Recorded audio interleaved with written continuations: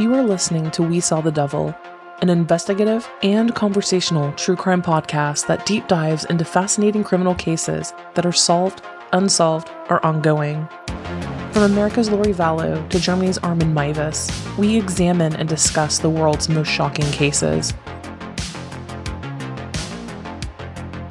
If you're enjoying the show, don't forget to follow us online. Check us out at WeSawTheDevil.com and We Saw the Devil on Facebook, Twitter, and Instagram. And don't forget, you can become part of the show by backing us on Patreon.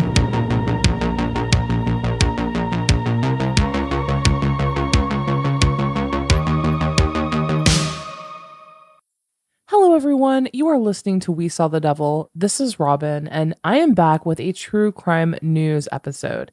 I picked 3 cases that are kind of going on in the media right now that I find incredibly interesting, and let's talk about them. Before we get into that, let's just get some really quick housekeeping out of the way. First, don't forget to visit our website. You can find us at WeSawTheDevil.com.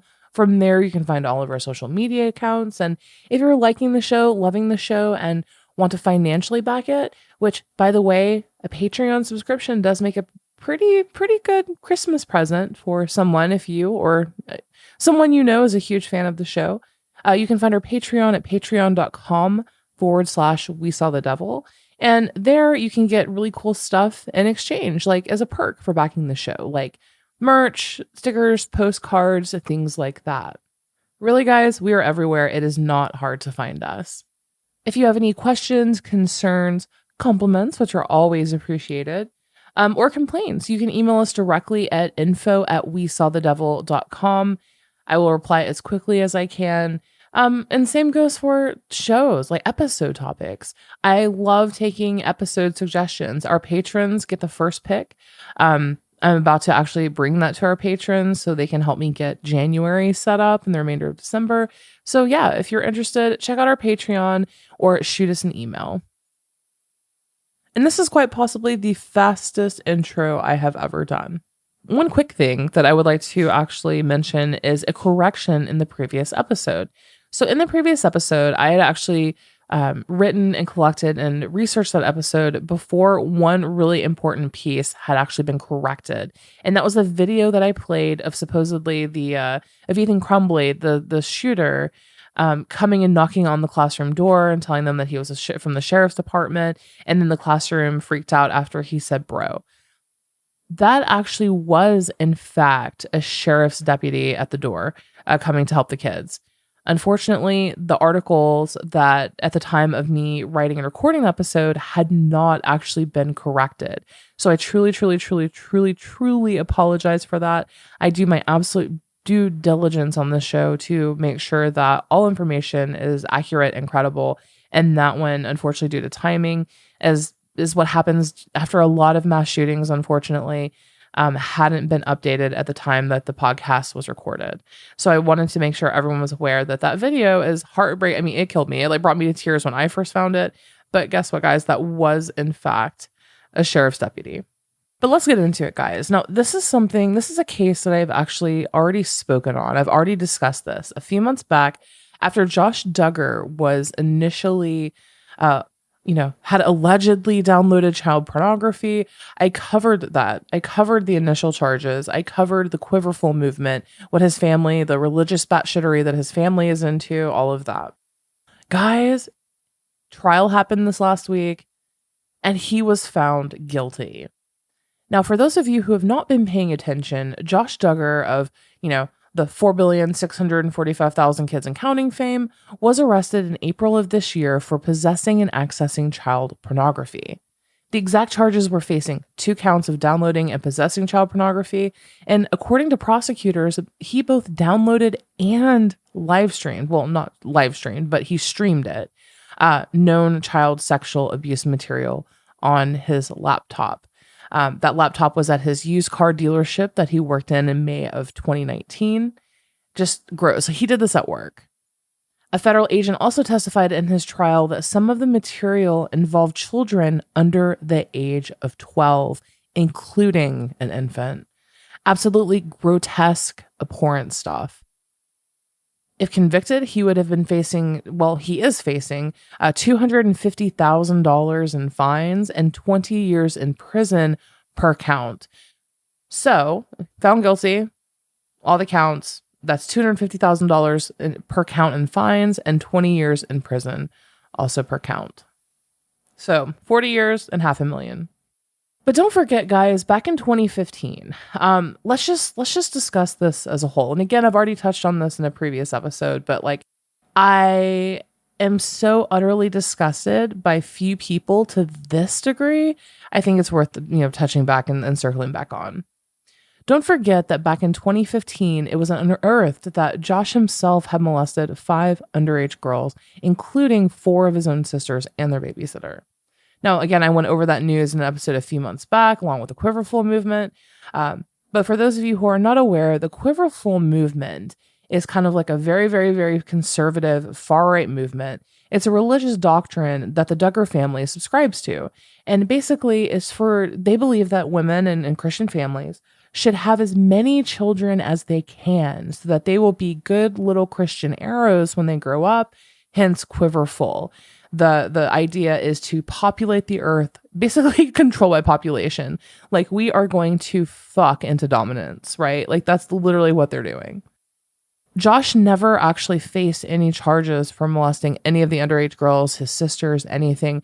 And his parents actually allowed him to stay in their home with his victims. They did absolutely nothing. They supposedly brought it to, like, obviously their pastor and a family friend, and that was it. Life went on, and he was there constantly with his family. I mean, just absolutely disgusting. And in fact, when his dad, like Joe Bob and whatnot, has spoken out about it, he pretty much is like, boys will be boys. Urges, around girls, his sisters, and, what are you going to do? And it's just absolutely grotesque. And that's why far-right religious movements like let's just scrap the far-right. That's why religious movements as a whole, cults, communes, the whole bit, they breed sexual abuse. They breed it because of things like this.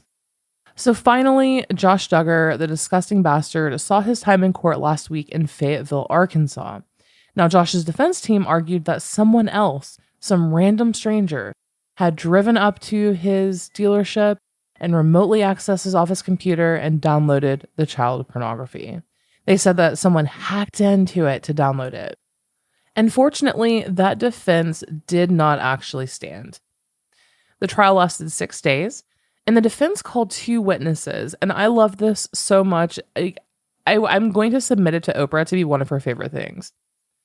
The defense called 2 witnesses. The first was the digital forensics expert witness named Michelle Bush. And then the second was Daniel Wilcox, a former Homeland Security Investigations Task Force manager and Rogers Police Department narcotics officer. Guys, this is some Mark Means level asshattery here. Now, we'll start with Daniel Wilcox. He's the easy one. He just gave details about how he went undercover, like after police became aware of these charges. He went undercover as a buyer at the car dealership in Arkansas in order to meet Josh in person, get a feel for him, and check out the place, kind of see the logistics of the dealership itself. That's it. That's all he talked about. That was it. And then they called Michelle Bush, the digital forensics expert, and Lord bless her heart. She tried. I can absolutely say that she tried, guys, but it did not get off to a good start, and it just stayed that way. Initially, when she asked how many years she's been in her field, she included her time as an undergraduate in college before she even obtained the degree. She literally included her time in the field as being like 18 years old and going into college. So the prosecution immediately called her on that. They were like, you do realize that you're including your time in college because this is the year you graduated, right? You graduated in 2015. They actually corrected her live in court. Now, for those of you who may not be aware, this trial was not televised. All we can get is clips and whatnot. Every single major news outlet has a synopsis of this trial. So this has been corroborated. This, in fact, did happen. So Michelle also initially stated that she has been a witness in court, quote, many times. And then it came out that this was actually this was her first time being a witness. She hadn't seen almost any of the evidence from the trial. She never traveled to the car dealership. She knew nothing about the dealership itself, and for that matter, most of the case as a whole. She also never listened to the initial interview with Josh Duggar at the police station, where he discussed how he did not access his computer. He actually gave details on his involvement with his computer, how and when he accessed it. The big thing that's come out in this trial is the covert eyes thing, which we'll get to in a moment. But she was all over the place and just really was not forthcoming with a lot of information. At least until they got to the technical aspect of everything. The most important piece of her testimony came when the prosecution brought up the potential for a digital trail left by someone who could have accessed Josh Duggar's computer. Like, hey, is it possible that, let's say that Josh Duggar was sitting in his dealership or whatever, working away on his computer. Is it possible that someone just rolled up outside, hacked in, or, accessed child porn, or maybe even someone across the world? Who knows? So she testified that there were no files or evidence of the laptop being accessed remotely at all. She said that if it had been, those logs would have been overwritten by the time the device was seized. And when she was probed on whether a log existed, she said it doesn't exist. And the prosecution was apparently like, okay. She did, however, say that it was a, quote, viable possibility that it had been downloaded remotely. And so the prosecution was like, okay, well, what is your experience in being able to discuss this? And so then she was pressured about her background, and she actually admitted that she had never taken a Linux-specific computer course. She had no training whatsoever in the Tor browser software, utilized to access the dark web, like on Josh's end, or the torrential downpour software used by law enforcement to access it and investigate. And right after that, apparently in a glorious moment that I'm devastated that I'm not able to witness, the defense rested. Sad trombone, world's smallest violin. I have absolutely no idea why they called her, because she basically slam dunked it for the prosecution. The best way that I can describe this, and regardless of your feeling on your feelings in the Kyle Rittenhouse case, whether you think that he was innocent or you think that he was guilty, it was very similar in the fact that almost every single witness the prosecution called ended up helping the defense. Like, that's just exactly what happened. But that was it. They rested. No more Michelle. Now, the prosecution also called 10 witnesses, including Jim and Bobby Holt, who were friends with the Duggar family. And during the trial, they basically started to discuss that child molestation scandal that arose years prior. A family friend and church elder testified that Josh Duggar once confessed to fondling 4 of his sisters, both over and under his clothes. They went hard with the backstory of all of this. And all of this was very, very, very well known. Don't forget that back in 2015, during a massive data breach of AshleyMadison.com, the website where married men can go look for affairs and sugar babies, it came out that Josh had actually been cheating on his wife, Anna. And he obviously did a huge PR and damage control stunt. He publicly apologized for his pornography addiction and then cheating on his wife. He called himself the, quote, biggest hypocrite. Then directly after that, news of him molesting half of his freaking family surfaced. And that's why TLC, the network, was forced to pull 19 kids and counting. Since then, the family has been pretty much splintered and gone back to a somewhat normal life just for this. And you can't see me, but I am gesturing very, very, very broadly to take place. Also kind of bad timing, I guess, because Jim Bob, the dad, the patriarch of the Duggar clan, is also running for local office. Now, it took the jury just 7 hours to deliberate, and then they came back with guilty on all counts. Sentencing has been pushed out about 4 months, but I think that I can speak for all of us by saying that I hope he gets the full 20 years each, plus $500,000 fine. And we all know that that's not going to happen, but a girl can dream. There is ample evidence in the world currently showing that, and this is something that I don't really discuss a lot, is my personal feelings and opinions on issues like these. But a lot of evidence points to the fact that offenders of this nature cannot be rehabilitated. And these charges, I think, in my personal opinion, prove that he is beyond rehabilitation. But there's more to this, guys. It also came out that Josh's sister, Jana, copped a child endangerment charge back in September. This, like, what is going on with this family? Currently, no one knows exactly what happened or what transpired, as the arrest affidavit didn't include the details. But good Lord, are we going to be going into like Duggar trial part 2? I mean, it's ridiculous. But that's it. Rejoice. Josh Duggar was convicted. He is in fact going to prison. And yeah, very happy news there. So let's touch really quickly on some politics. And I'm going to be super, super, super invested in this one, guys. And I say politics, but it's not really. It's just a very politically charged human being. So the United States won a massive appeal in British court this past Friday, causing Britain to reverse its decision not to extradite Julian Assange, who many of you may know as the founder and poster boy of WikiLeaks. I know that's not a name that we really have in our public consciousness too frequently these days, but for those of you who are unfamiliar, WikiLeaks is a website that's staffed by anonymous people, and it allows other people to anonymously submit and upload caches of highly confidential, top secret information.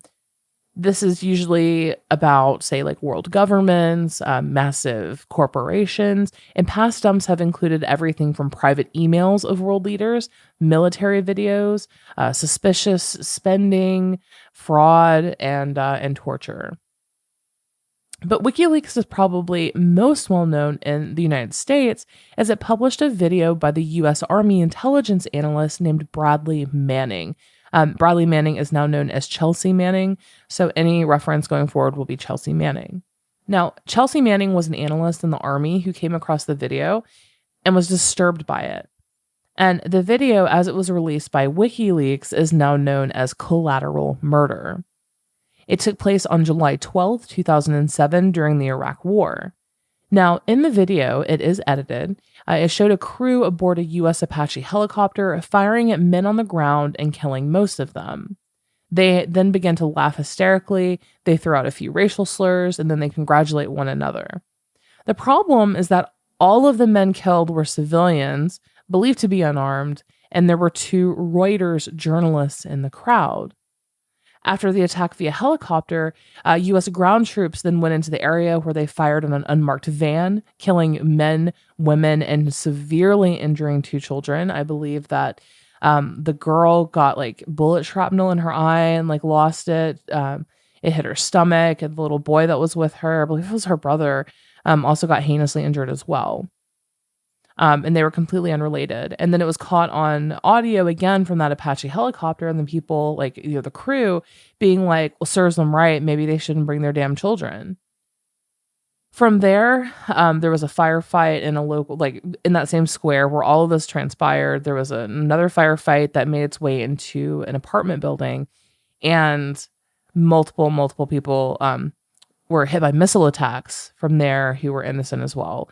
And this was one of the first times where we saw the carnage of war. Like we at that point, you know, I mean, I wasn't alive during the Vietnam War, so I'm not sure if this was a thing. Probably not, with the lack of like rapid and immediate news cycles. But like, you know, we've kind of become accustomed to over the last 20 years, sadly enough, like, you know, missile attack kills, you know, 20 women and children at a wedding. Like that seems to be a common one, is that we go after Al Qaeda and terrorists at weddings, and we, you know, kill men, women, and children for that. After this was like unheard of during the Iraq War, and the Army obviously hid their actions. I mean, this became, after WikiLeaks dropped this, it became an absolute PR nightmare for the United States. Julian Assange went on a media blitz. He went on CNN, Stephen Colbert, Fox News, just to discuss WikiLeaks. And WikiLeaks had been around for a while, but this video by Chelsea Manning was one of the first like things that really got everyone's attention. Quick note about Collateral Murder. The very first instance of it was dropped from WikiLeaks was actually an edited version. The full version has since been uploaded, and it does appear that multiple people in the video did actually either have AK-47s, and they couldn't tell, but one claimed that they saw a rocket launcher. So it was shady at best. It was very suspect at best. However, the military investigated it. I mean, the world investigated it, really. And there was a lot of outcry, but nothing was deemed completely illegal. So Julian Assange was freely living in London at that time, right? And he already had a literal target on his back. Every world government hated him. Everyone hated him. But it was amplified after that point. After collateral murder, after he, stepped on the United States' toes, like that's when it all amped up. So again, collateral murder was released to the public in April of 2010. So just 4 months later, Julian Assange visited Sweden. And shortly thereafter, 2 women came forward to say that he had raped them. That's Anna Arden. At the time, she was going by the name Miss A in the media. She said that Julian Assange had taken the condom off while they were having sex during his visit to Stockholm, thus forcing her to have unprotected sex against her will. A second woman named Miss W said that during the same visit, Julian Assange had penetrated her without a condom while she was sleeping. Obviously, Julian Assange denied these accusations. All of his supporters denied these accusations, saying that it was, a hit job. But an English court ruled that he should be extradited to Sweden. He ended up seeking political asylum in Ecuador's embassy there in London, and it was granted. And Julian Assange entered that embassy on June 19th, 2012. Again, his supporters claimed that it was a hit job by the United States. These women would basically make accusations. He would be extradited to Sweden, who would then in turn extradite him immediately back to the United States to face charges that had been made against him related to WikiLeaks. Others believed the Swedish women that came out against him. Others didn't care either way and just wanted to see him dead with his head smashed in. I mean, everyone literally fell into one of those camps. There was no in between. And still today, from what I've experienced, he's one of the most polarizing people in the world. Almost like an Elon Musk in a way of you either think he is doing things for the betterment of society or you think he is just like a capitalistic, just kind of like piece of shit opportunist. Like it's either one or the other when it comes to Julian Assange. So Julian Assange lived in the embassy. He took visitors. He was never able to leave, ever. In fact, British police were constantly camped outside of the embassy 24/7, just waiting to take him into custody. You can watch videos on YouTube or look up news articles where he would have all of his visitors come up and hang out with him. Pamela Anderson was actually like one of his biggest supporters, from Baywatch.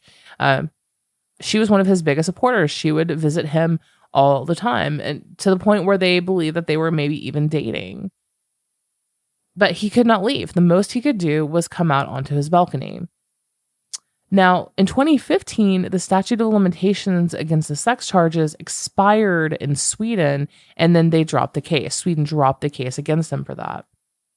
Overall, guys, Julian Assange spent 7.5 years in Ecuador's London embassy until 2019, when he jumped bail in connection with the sexual assault allegations in Sweden once again.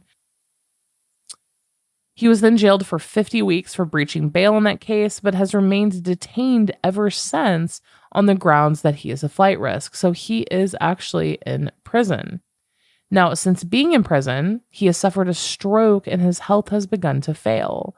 Julian Assange faces up to 175 years in prison, in a U.S. prison, if he is actually extradited and brought into court, and convicted of leaking American military documents. Like 175 years for leaking these American military documents, which is just like absolutely insane. He's facing a lot.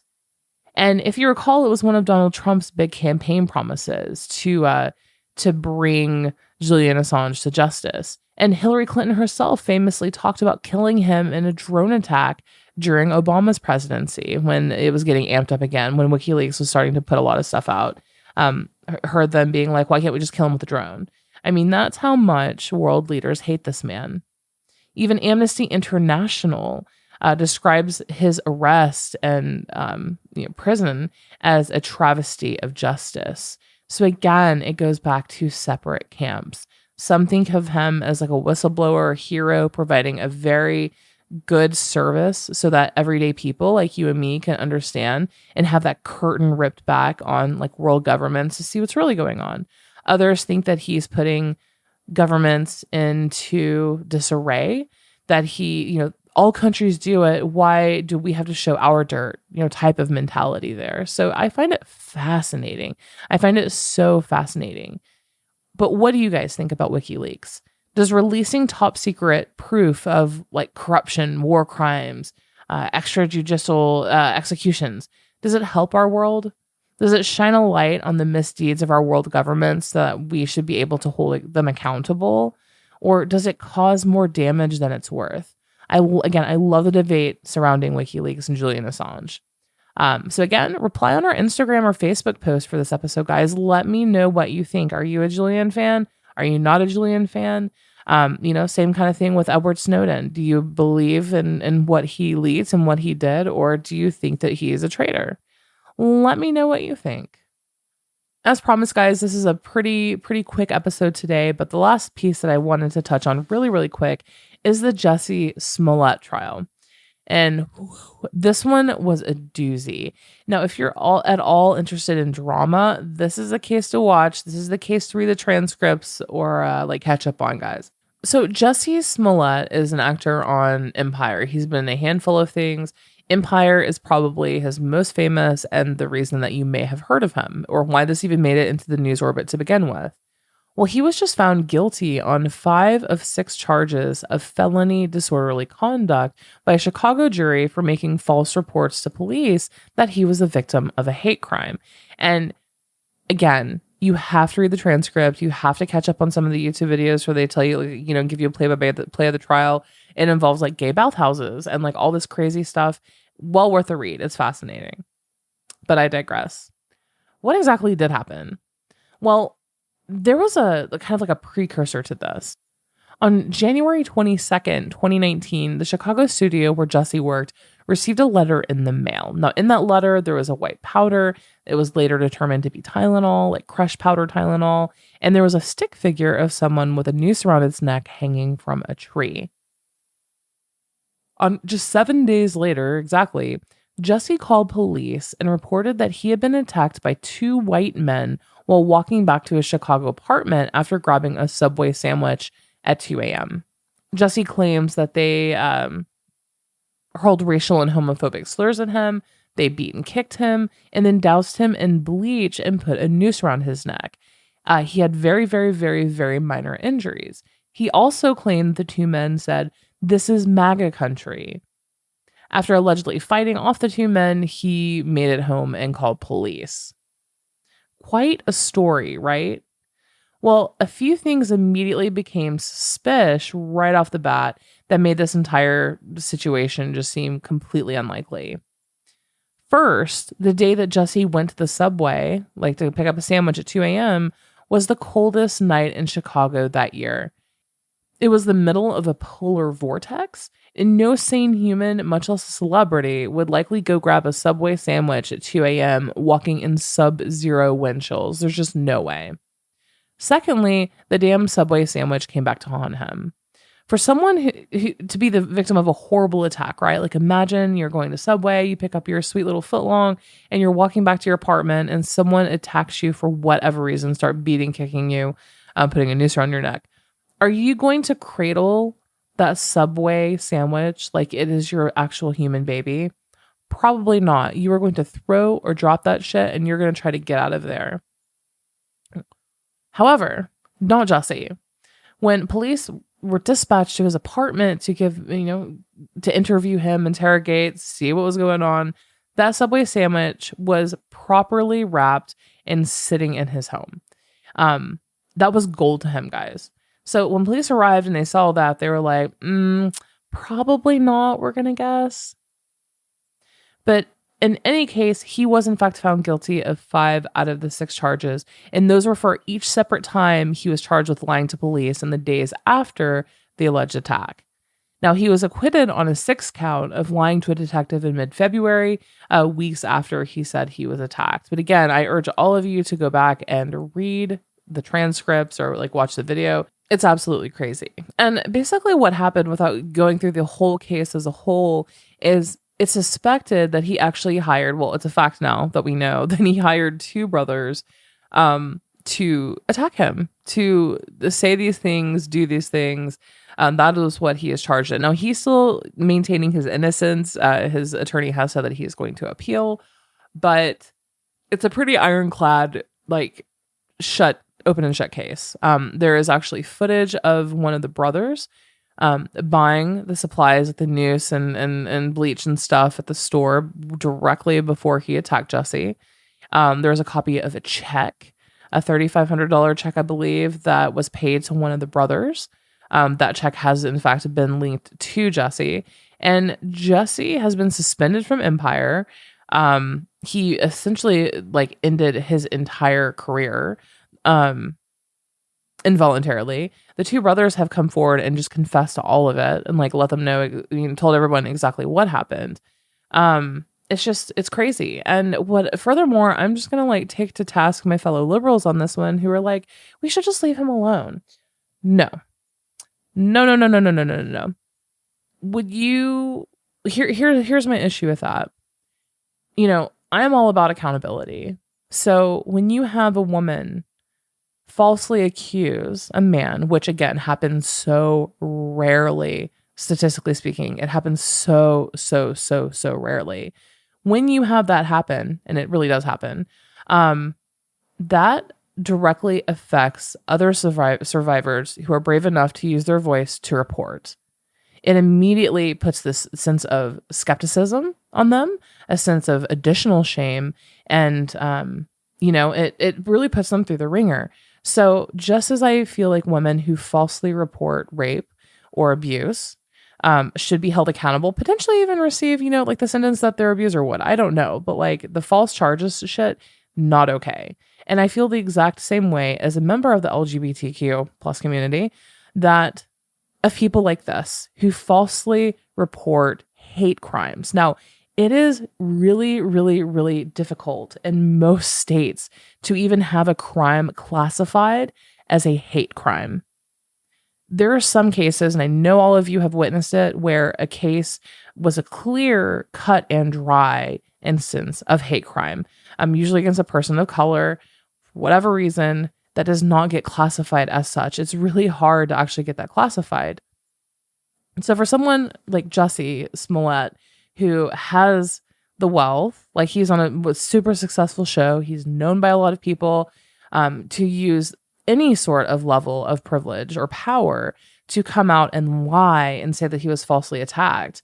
Just like, it's absolutely disgusting to me. So no, we're not giving any of these people free passes. No. I do believe that he should actually be charged. He's probably not going to get jail time, obviously, because he has no history of violence or criminality, anything like that. But he should definitely be paying a shit ton of fees, like an absolute shit ton of fees. I am just so offended when people false report stuff like this, because it does not help actual victims, which is what the entire point of this should be to begin with. But that is all that I have for today, guys. I just wanted to pick 3 cases that are super hot in the news right now. And I mean, Josh Duggar, I've been following that closely because it's just, I almost consider his family a cult. I mean, it's a cult, right? The Quiver movement is a cult. Again, in the episode that I covered it, I went over some of their core tenets, what like their leaders, the most well-known people from their, from that shit show, like what they say, what they preach. It's just absolutely insane to me. So that's why I'm so invested and like interested in the Josh Duggar case. I hope he never sees the light of day, but only time will tell. We have 4 months until his sentencing for all of this mess. Same with Julian Assange. Really fascinated to see what's going to happen with him. Donald Trump did not, obviously, get him extradited to the United States, but it looks like Joe Biden is getting down to business, and the United States is still plugging along, still trying to get him here to be held accountable for what the United States believes is exposing and leaking secrets. So again, I want to know how you guys feel about all of this. From Josh Duggar to Julian Assange. Do you think he's a hero? And finally, even Jussie Smollett. Like, do you think I'm being a jerk for wanting him to continue to be charged for reporting a false hate crime? Do you not care? Let me know. Leave a comment on any of our social media posts where you see this show, the show promo. Again, guys, that is it for today. You've been listening to We Saw the Devil. You can find us at wesawthedevil.com. From there, you can find us across all of our social media accounts, including our Patreon, which is patreon.com/We Saw the Devil. And if you're liking the show, loving the show, want to financially back it, want a cool private Facebook group just for patrons, have the ability to help decide and determine shows, get some postcards, stickers, things like that, sign up for our Patreon, guys. We have levels for as low as $3 a month to financially back the show, going all the way up to $100 a month in different increments. And, obviously each different tier gets you a different level of bennies coming. So consider it, check it out if you've been liking the show. And yeah, we hope to see you in our private groups and stuff. Until next crime.